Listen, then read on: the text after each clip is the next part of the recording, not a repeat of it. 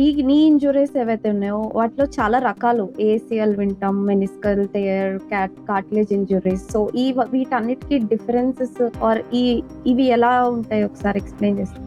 అంటే ఇప్పుడు మీరు నీ అనే జాయింట్‌ని చూస్తే గనక, నీ జాయింట్ అనేది పైన మన తొడ వెముక అంటే ఫీమర్ అంటాం మా లాంగ్వేజ్‌లో. కింద లెగ్ బోన్ మన టిబియా అంటాం. ఆ రెండిటి మధ్యలో ఫార్మ్ అయ్యే జాయింటే నీ జాయింట్ అన్నమాట. సో దాని మోచిప్పతో కూడా ఇంకొక జాయింట్ ఉంటుంది. దాన్ని పట్టెలో ఫెమరల్ జాయింట్ అంటాం. సో బేసికలీ 3 కంపార్ట్మెంట్స్ అనేటివి జాయింట్ ఫార్మ్ చేస్తాయి. సో జాయింట్ వచ్చేసరికి మీకు బోన్ పైన ఉన్న కార్టిలేజ్, ఆ పక్కన ఏవైతే లిగమెంట్స్ అంటామో మనకి రబ్బర్ బ్యాండ్స్ లాగా టైట్ గా పట్టుకుని ఉంటాయి అనమాట జాయింట్ స్టెబిలిటీ ఇవ్వడానికి. సో లోపల మీకు జాయింట్ లోపల కూడా 2 మేజర్ లిగమెంట్స్ ఉంటాయి. Anterior cruciate ligament, posterior cruciate ligament అని చాలా కామన్ గా వింటూ ఉంటారు. ఏసీఎల్ టేర్, ఏసీఎల్ స్ప్రెయిన్ అన్నట్టు. సో అదే one of the major ligament లోపల. సో ఇంటీరియర్ గా అవి బోత్ లిగమెంట్స్ కూడా స్టెబిలిటీని ఇస్తాయి అనమాట. ఒకటేమో ముందరికి వెళ్లకుండా ఆపేది అయితే ఇంకోటి వెనక్కి వెళ్లకుండా వెళ్ళేది ఆపేది. అలాగే మీకు ఇందాక చెప్పినట్టు సైడ్ ఉండేటివి ఎంసీఎల్ అండ్ ఎల్సీఎల్ అంటాము, medial collateral ligament and lateral collateral ligament అని.